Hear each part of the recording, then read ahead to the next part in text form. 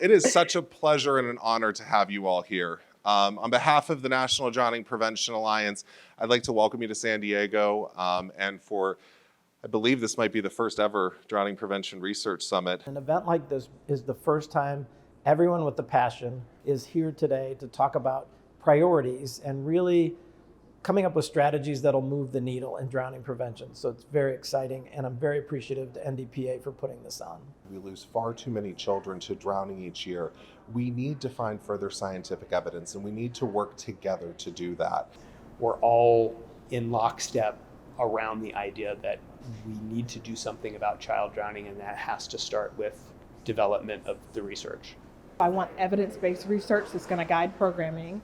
And ultimately, the reason we're all here is we want to see a reduction and a stop in drowning death in the United States. So in drowning, we're very early.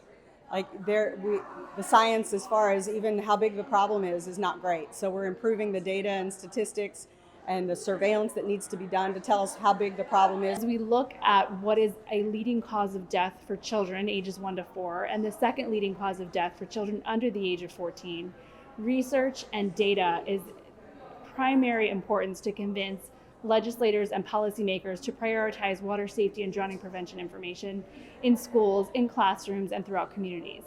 And I think better understanding all the circumstances around drowning in every environment is going to be critical to develop prevention strategies, and then also, once we've developed them, to be able to implement them and evaluate them. Really, what would be the best thing to come out of this would be for 5 years from now, us to see a decline in drowning deaths.